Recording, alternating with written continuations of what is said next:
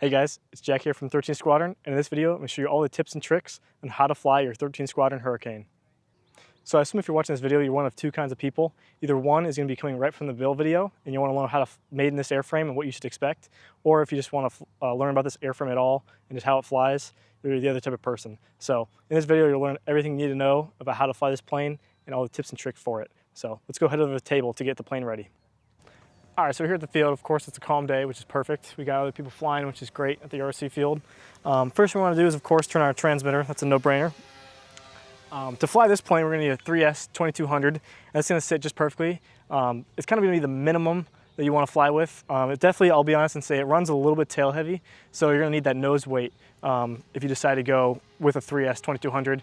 A 4S 2200 will give you that, of course, extra punch, but the 3S 2200 is the minimum that you need for the nose weight and also just the battery life of this airframe. So now to open your hatch, the top is going to squeeze a little bit on the side. You're going to pop it off. Just set this over here, for example. Of course, transmitter's on. Go ahead and plug everything in. Now because of that tail weight, I'm going to push this battery all the way forward. And I'm also going to try to rest my ESC and everything right on top here. Now luckily this hatch as well, the design, should offer a little bit of space for your battery in case it pops up a little bit. And of course, to put it back on, is just slide in the front, slap one side, and then get the other side down. Now, depending also on whether you have the bottom intake on this plane or not is going to depend a lot on what battery you want to use. I obviously chose the battery or the bottom intake, so I need that nose weight all I can. So I did end up adding a little bit of nose weight in this design or in this build here. Now, if you didn't have that, a 3S 2200 would be just perfect, and you'll sit level and fly perfectly balanced all around. So now, because I have that bottom intake radiator, I need to have that 3S 2200 all the way up front and have the little nose weights in the front as well. The other added bonus is the spinner in the front. Kind of adds a little bit of nose weight, but it's so little that it doesn't really matter for flight performance. But just take into account if you have those things, they're all optional in the build. So just be mindful of that. And with everything set up now, we're gonna go ahead and check our crap. So we got up elevator, down elevator, right is right. Make sure to always do this facing the airplane so you know which is which. That looks pretty good, so. All right, let's go ahead to the flying stations and let's put this thing up in the air. All right, so before we do the Maiden, some things to note. The center of gravity in this plane is going to be 1.5 inches back from the leading edge. And for our metric guys, I'll have that here somewhere on the screen. But just the main thing to know, at least start there and you can go for your preferences of how you liked it.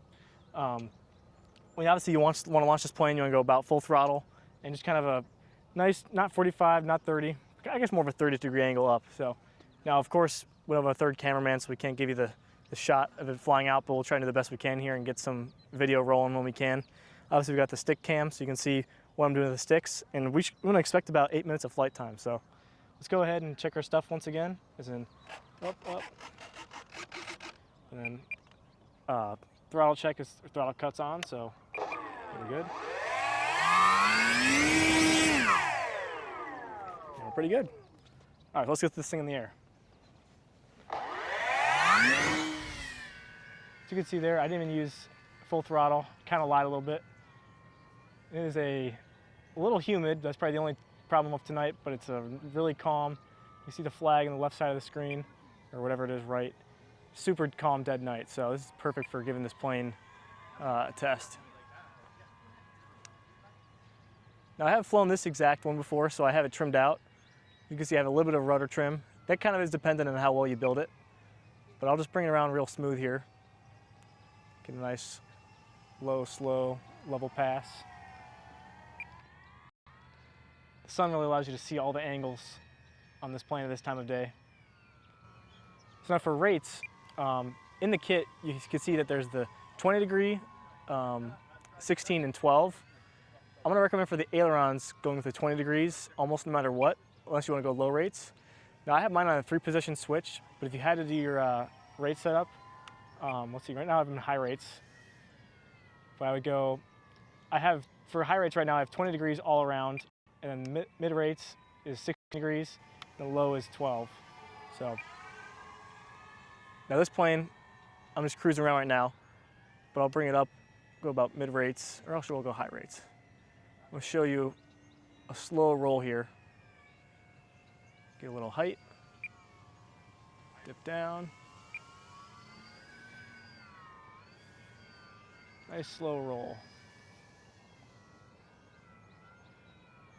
That's kind of what you're gonna see with aerobatics. I'm just kind of cruising. Now I'm gonna go ahead and come back around and do a fast roll. So then I'm doing a slow roll, I'm gonna do a fast one so you can see for you crazy guys who like to fly crazy. But this plane overall is just gonna cruise around. Right here, let's see. It's full deflection, no rudder input, so not really a snap roll or whatever it's called. But I'll go for some low rates, do a nice slow flyby with the wind.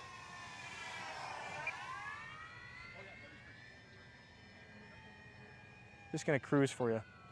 I like about this plane is it just has such scale lines with scale speed. So I'm kind of flying it how I imagine you'd see it in an air show right now. At least that's my vision. And everything in an air show, at least with warbirds, happens slow. Because at least in the air show world, you got all this people watching you. You don't want to do anything fast. And this is, like I always say, this is the closest you're going to get to flying a real Hurricane. Unless the real Hurricane pilot is flying this, that'd be pretty cool. If so, please reach out. A nice slow pass here. I'll try and get it as slow as I can without stalling it.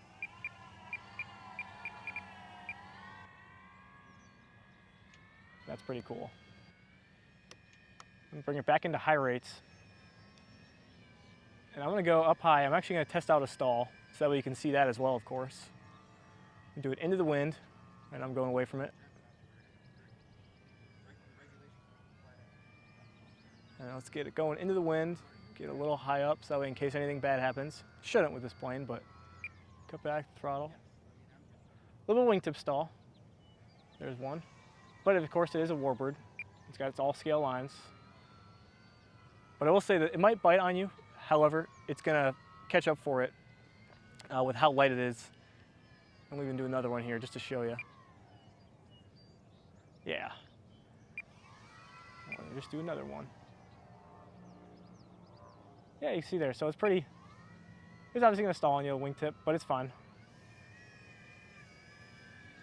And I'll even show you, I guess I never thought about it, but I'll show you how fast you can get out of one.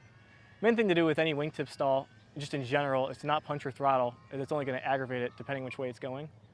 As you can see here, I can get out of it that quick. And that was with no throttle input at all. And there's obviously light wind, but there's only about a mile or two an hour of wind, so let's even do one more. That was kind of fun. Yeah, kind of just ride it, no throttle. That's a pretty good representation. I almost feel stupid I didn't show that earlier. So now we have that. Get some speed here. That's how fast you're going to expect this. Honestly, probably even faster. I just didn't really push it. And that was technically with the wind, but of course it's pretty dead calm, so. Right to slow speed. I love doing a fast pass and then go slow. Really shows you the whole flight envelope of this airframe.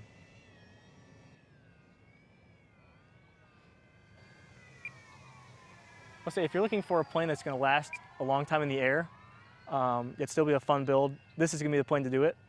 As you can see, I started out with my timer for those looking at that with about 8-minute timer, so that you can see I cruise around about this speed the whole time and a little bit more. And I still get that 8 minutes.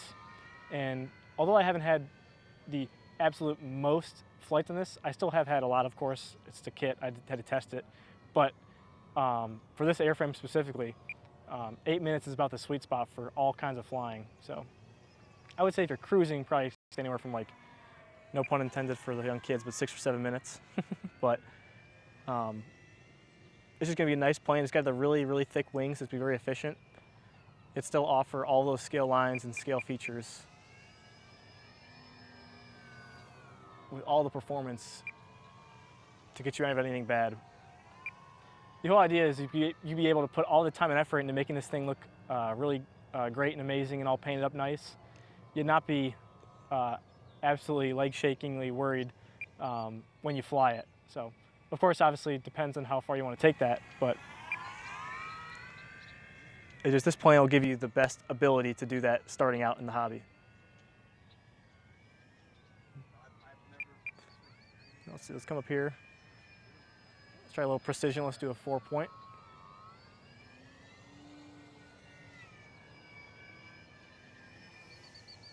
Kind of more was a slow roll 4-point, but it still was one. So a little show pass here. Oh, I can get better than that. I like the show passes from right to left because you get to see the beauty side of the airplane. Just gotta wait for those birds in the pattern.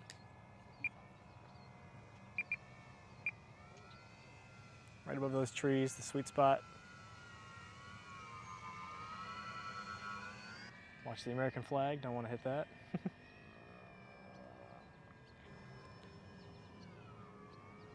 Get a nice underside shot here.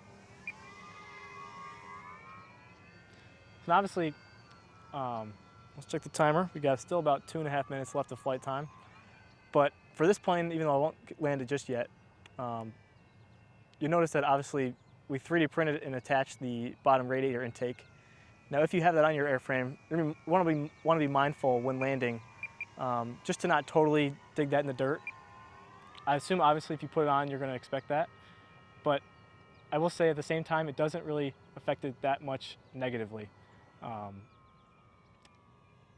Whereas as long as you just kind of know that it's there. We're landing on pretty thin grass today, like really freshly cut. So it'll be a true stress test to see exactly how it'll look. But I know it's gonna be fine. Obviously we've tested it, but just a good proof in the video. As you can see, this is just a great plane to cruise around.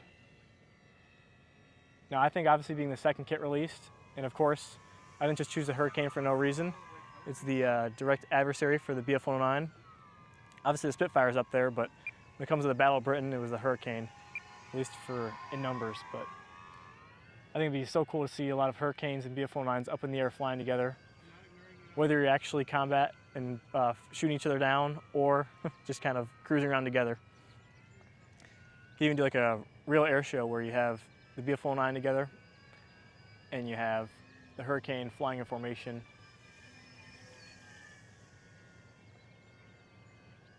Let's try something a little more fun. Let's try a Immelman here. I think it's an Immelman.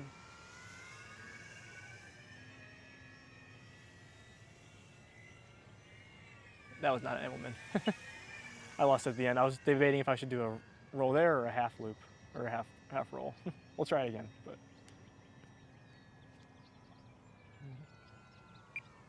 all right, let's see here. So come down. Come back up, roll it on over, finish off the loop, just like that. That is what I think, whatever it was. I don't know what it's called, but it looked cool.